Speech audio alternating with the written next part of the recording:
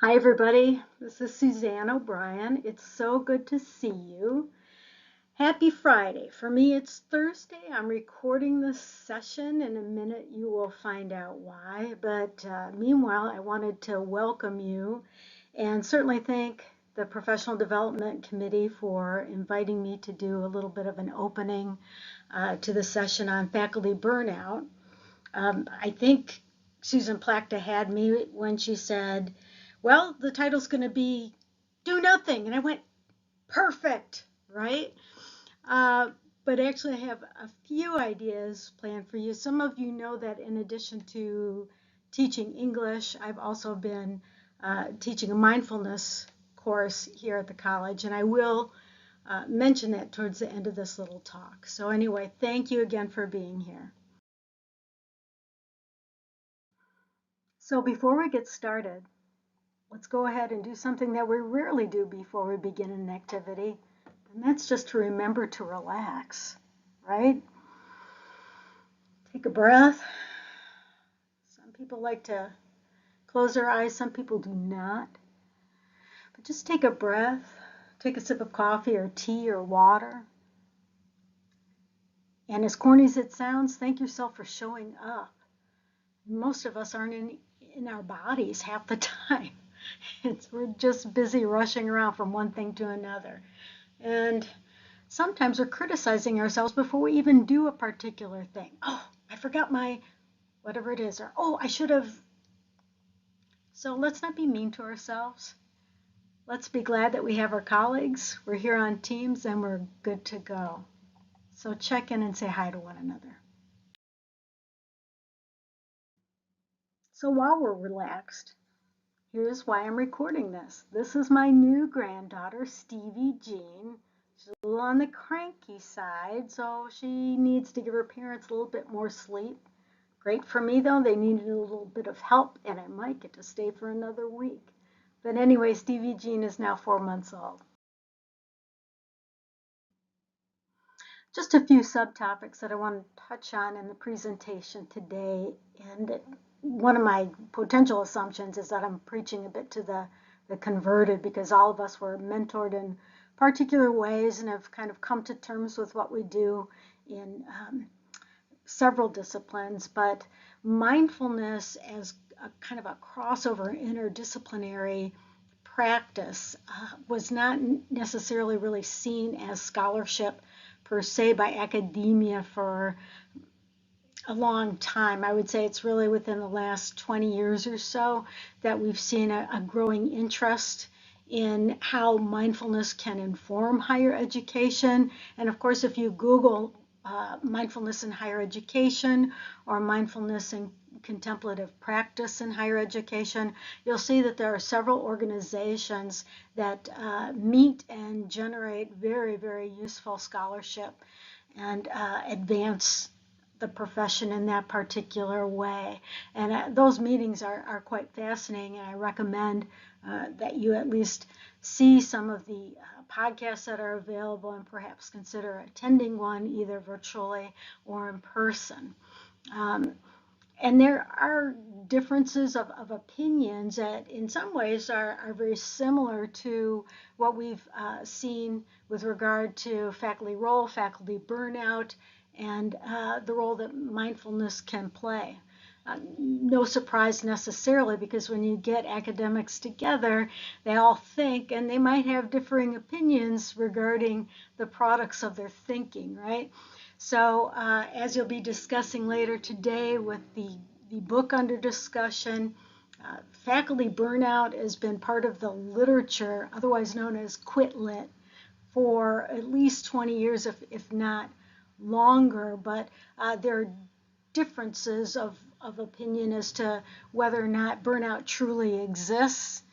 There's a tendency, whether it's both in terms of careers or academia, outside of career types of professions, to assume that it's the fault of the individual, that they're overworking and they don't realize what they're doing and it's their fault, right? Or they're a poor fit for their organization.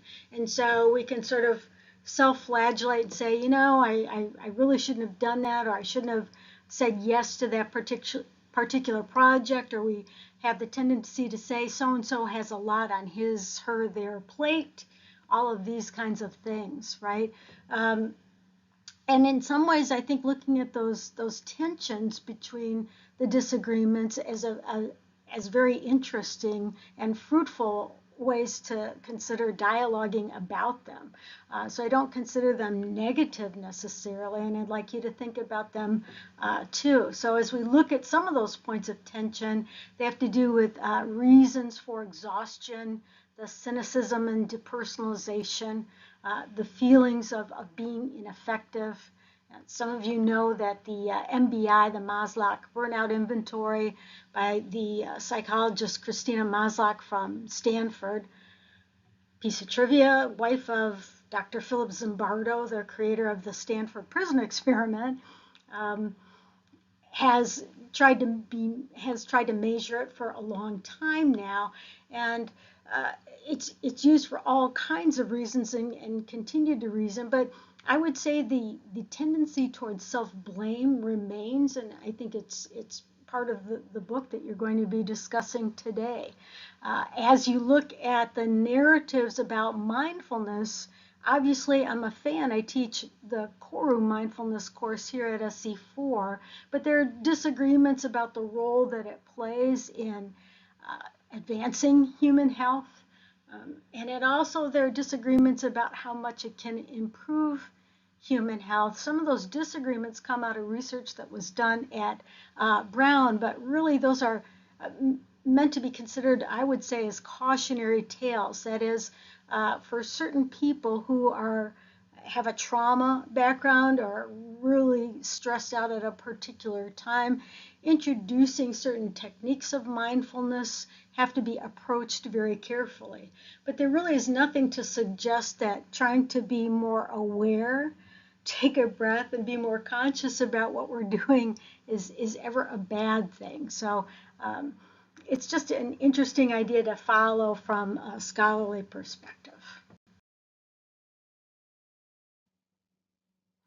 I realize I'm a professor of a certain age, but the Pogo was a comic strip that appeared even when I was young, decades ago. Uh, but this is a fairly classic phrase that almost everybody is, with which they're familiar. We have met the enemy, and he is us, right? Um, Long time ago, when I was beginning my program at Michigan State, we all got together in our pro seminar and we introduced ourselves, and some were administrators, some were faculty, really from different countries, different parts of the state, different positions at various colleges, all here, all keen to learn.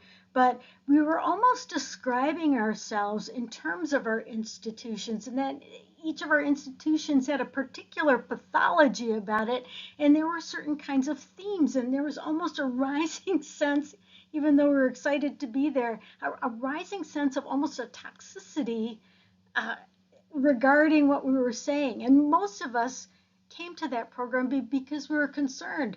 I came because I was concerned about my students. I could see that the things that were causing them to drop out of English had less to do with their literacy. Certainly that was an aspect, and way more to do with circumstances of their life. I wanted to learn more about how I could help them.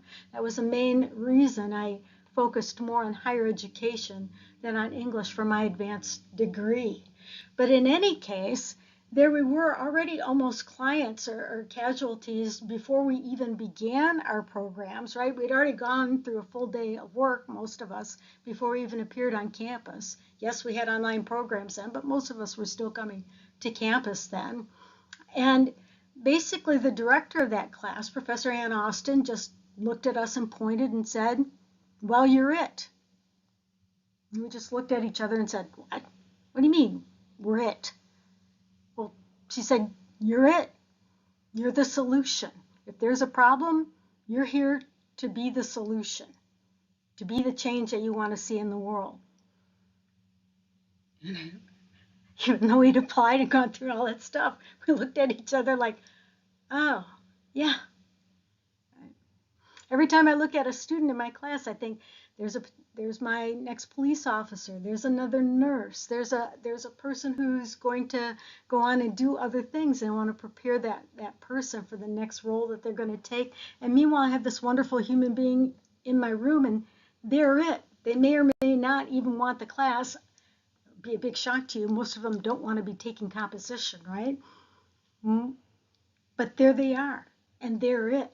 So now what are we going to do in terms of burnout? How are we going to foresee our futures, and how are we going to see our faculty roles? So one of the people who I found very helpful as an academic and very thoughtful with regard to their teaching, learning, and clinical practice was Mary Pfeiffer. Uh, she's about 10 years older than I, and certainly was making a name for herself right as I was kind of an emerging professional. But her book, Reviving Ophelia, which some of you may know, is now in its 25th anniversary edition.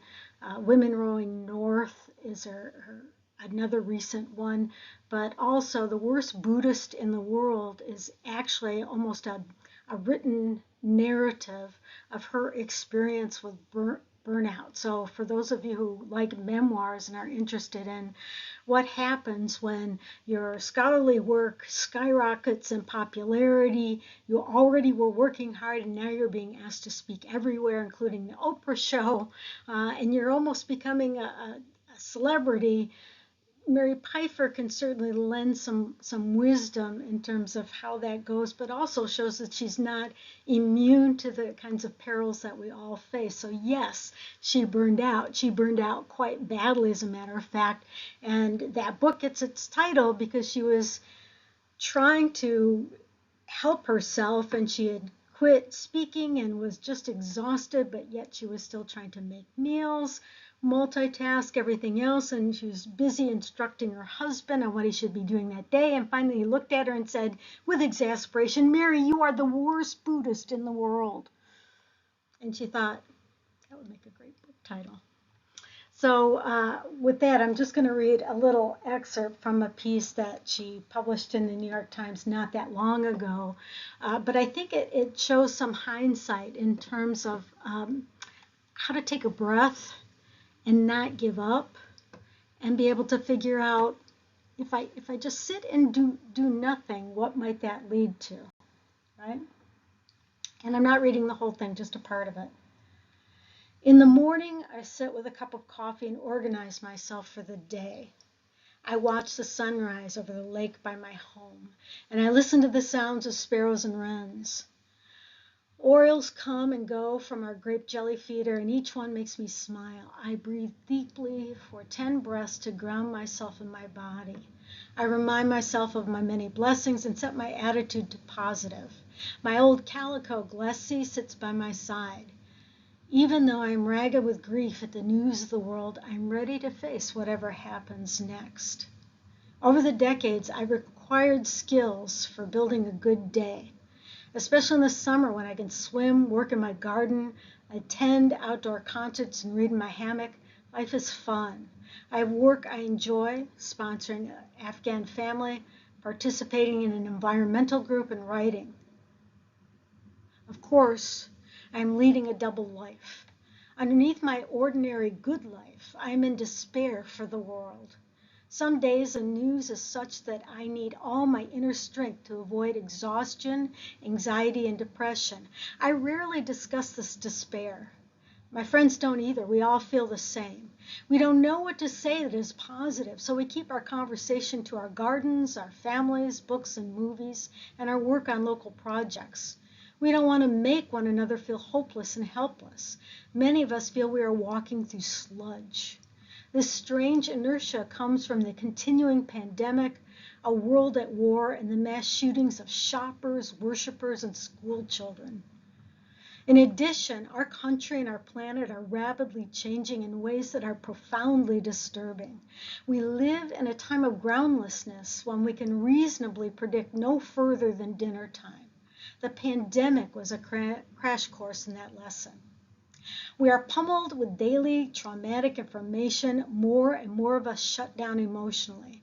I can hear the flatness in the newscasters' voices, see the stress in my friends' faces, and sense it in the tension of the workers in my sister's nursing home. We are not apathetic. We are overwhelmed. Our symptoms resemble those of combat fatigue. The most informed and compassionate among us are the most vulnerable to despair. Take a look at your colleagues. Take a look at yourself. We understand the brokenness and the sorrow in our own and faraway communities. We are also fully aware of all the things that we cannot change. Staying focused on the light of the world is hard work. Of course, America isn't Eastern Ukraine, Afghanistan, or Yemen, but nevertheless, we are a lonely, frightened people who have lost hope in the future. Any psychologist knows that is a dangerous place to be. We risk losing our ability to think clearly or experience life completely. We lose our vitality and our sense of direction. We cannot help others. We cannot fix anything. In times like this, we need world-class coping skills just to stay fully awake, enjoy our lives, and be of service to others. My life lessons come from many places, but I'm going to leave you with just a couple that she discussed. One was the study of psychology and the teachings of Thich Nhat Hanh. Psychology teaches us that the best way to cope with suffering is to face it. We must feel it in our bodies, explore its meaning, and then muster our inner resources to move forward. We find ways to balance our despair with joy. We reach out to our friends and family. We find a way to help another person.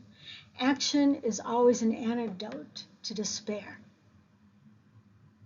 I have to sit first, right? Thich Nhat Hanh, a Buddhist monk and Zen master, witnessed great suffering in Vietnam during both the French and American wars. To help himself and his followers deal with their anger, fear, and heartbreak, he developed mindfulness practices. He taught his followers to breathe deeply and slowly and anchor themselves in the present moment. As Thich Nhat Hanh would say, present moment, beautiful moment. Yet even as he emphasized meditation, he created the Youth for Social Service to develop his war-torn country. At great risk, his group helped the homeless, set up medical units, and rebuild schools. For this, he was banished from Vietnam. He founded a school of Buddhism called Engage Buddhism, and from his home in Plum Village, France, he worked for peace and a sustainable planet. His deepest teaching concerned our interconnection with all life. We all share the same consciousness as a frightened school child, the hungry homeless refugee, the polar bears, the ravaged forests. Most of us cannot be great heroes. However, we all have the capacity to be ordinary heroes. We may not be able to stop the global use of plastics, but we can work with local environmental groups. We cannot eliminate prejudice or nuclear weapons. However, we can deliver Meals on Wheels or repair bikes for giveaway programs. Thank you, Jim Soto. Only with heightened coping skills will we be able to rise above our shell shock and be who we want to be. All of us have the capacity to do this, and when we do, we will increase our own happiness and be of greater service to those around us. Lao Tzu expresses this point in his poem that begins, "If there is to be peace in the world, there must be peace in the nations," and ends with, "If there is to be peace in the home, there must be peace in the heart." Last night, I sat out on my porch and watched a storm in the southeastern sky. Bolt after bolt of cloud-to-cloud lightning illuminated the towering thunderheads. An owl flew over en route to his favorite pine tree. Frogs croaked. Dogs barked in the distance. As I watched this scene, I thought, life is so terrible and so beautiful at the same time. Do I have the capacity to hold it all in my heart? The stories we tell ourselves shape our lives. We must be aware of the narratives that we are constructing. And it's certainly my suggestion this day that as we consider the narratives that we construct about faculty burnout, that implicit in the term burnout is its opposite, that we have the potential for healing, and we have to help one another, and really SC4 is the place to do it. But before we start that meeting, we can collectively take a breath. We can look over at that person that we might not always want to say hi to just because we're kind of in our own little world or we're on Teams or whatever, and notice one another. For those of you who have ever seen me in a Teams meeting, guilty as charged. I have about 1,000 narratives going on. And certainly, as you know, there are many times you've seen me and I've looked a little stressed and burned out. Hence the mindfulness. It always gives me a chance to kind of observe it rather than be it, right? I can sit on the bank and sort of watch the waves. So just food for thought.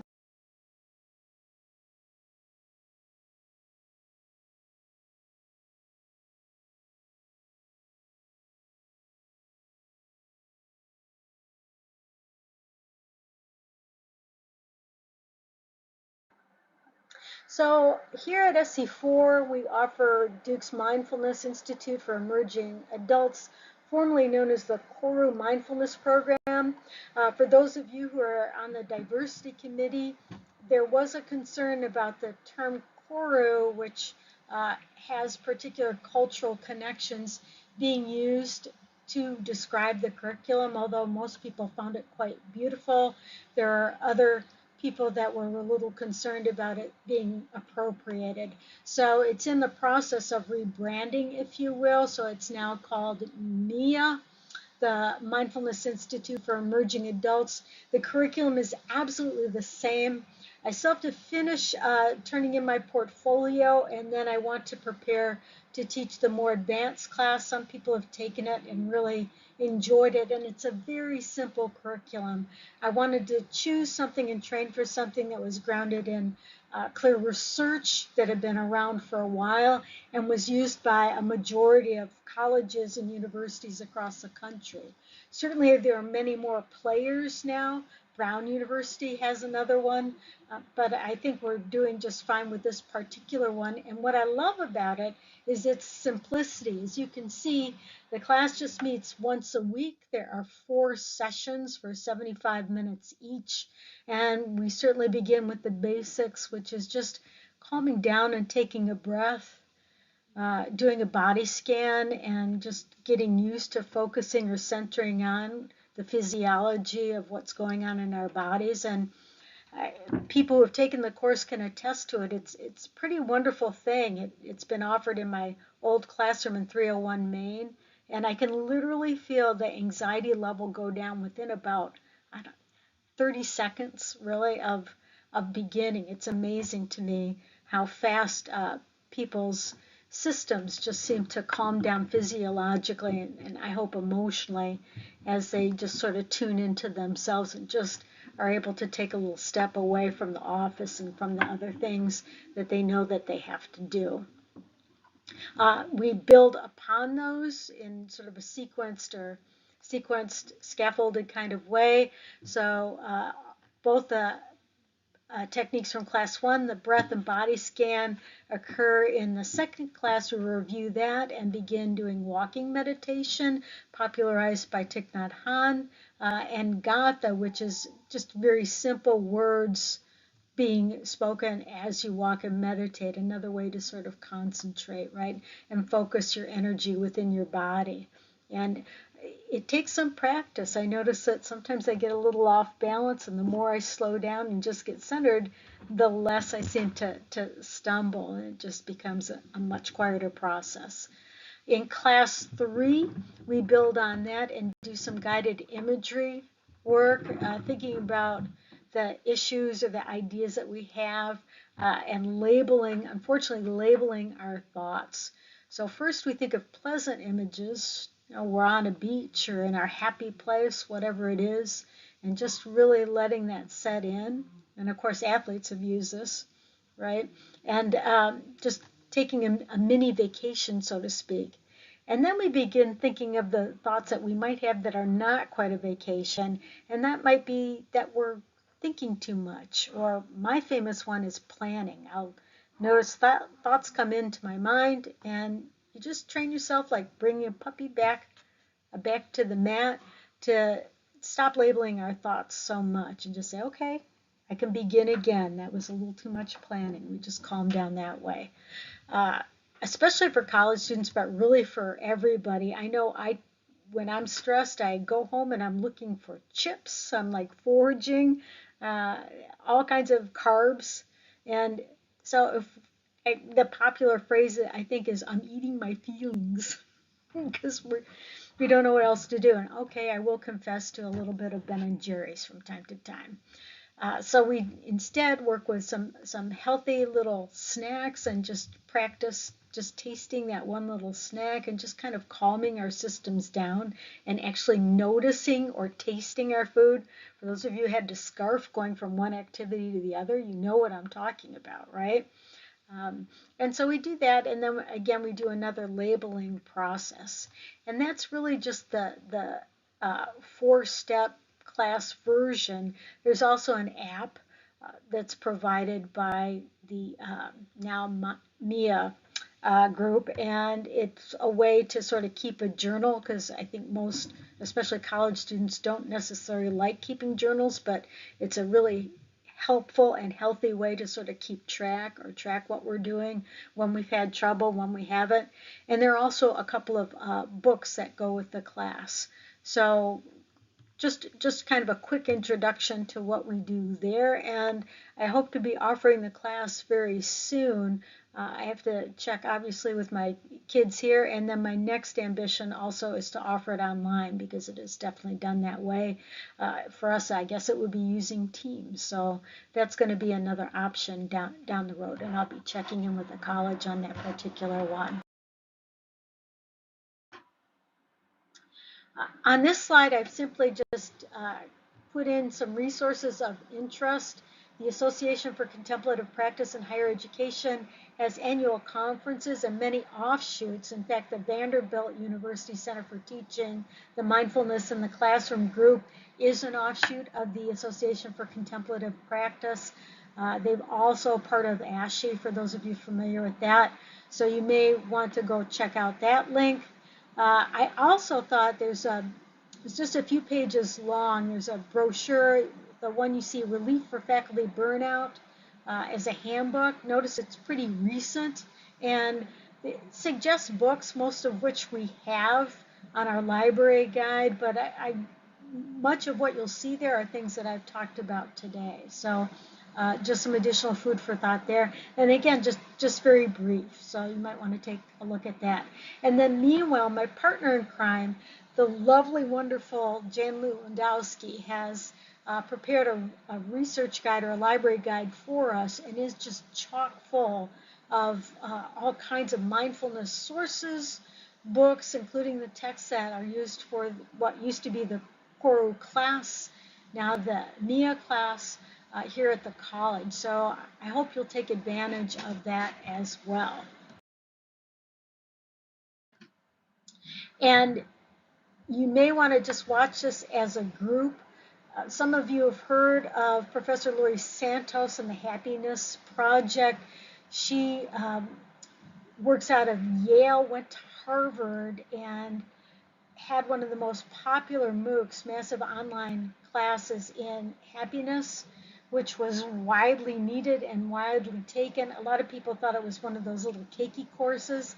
And anytime we're dealing with neurobiology, I don't think it is necessarily cakey. And we're really a very anxious, intense society at times. And I think her research has really proven very helpful.